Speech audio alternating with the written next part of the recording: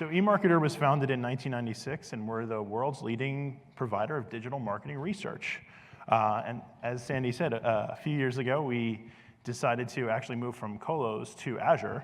And we use several Azure products.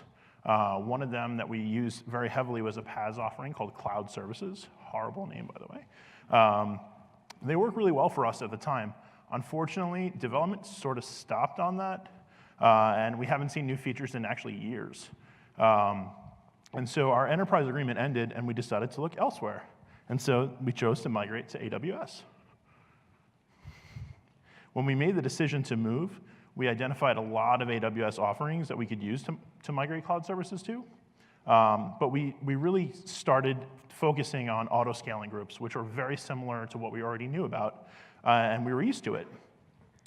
We also really were excited about Windows containers. And we are really, really, really excited to see that Windows containers are totally supported running on ECS. And the last piece of our migration was our data workload. And so we host many, many different databases.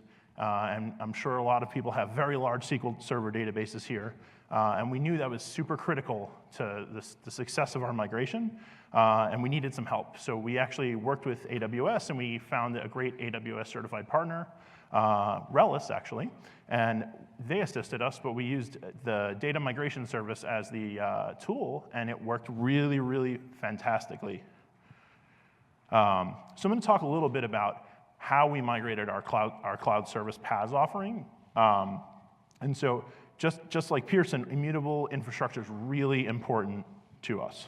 And so what we really wanted to do was make sure that when we build a version, we know what's out there, and there's no skewing on configuration or anything. And so we used HashiCorp tools like Packer and Terraform to create that immutable infrastructure for us. And so what happens when a developer pushes code to Git, our CI runs a build and then creates an AMI with Packer. And by the way, Packer is an awesome tool for Windows customers as well. One of the tips that our team found is we want to push those AMIs into multiple regions. And first we were building an AMI in one region and then copying it out. We found that if we can concurrently build the AMIs everywhere all at once, that was way faster. So that's an awesome tip. And once we created those AMIs, we actually used Terraform to deploy auto-scaling groups with EC2 instances running those AMIs. And we have a lot of microservices on over 1,000 VMs.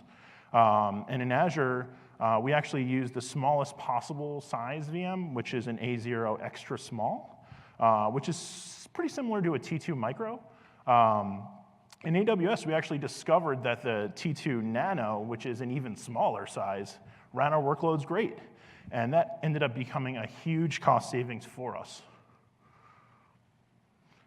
So overall, we're really happy with our auto-scaling groups. When we measure the time from when a developer clicks deploy till we see green in the load balancer, we're seeing 4 times faster launch times. And most importantly, because of things like the T2 Nano and other really great AWS offerings, we're seeing a 35% cost savings. Cool. Awesome. Thank you. Thanks, Ryan. Thank you very much. Thank you, guys.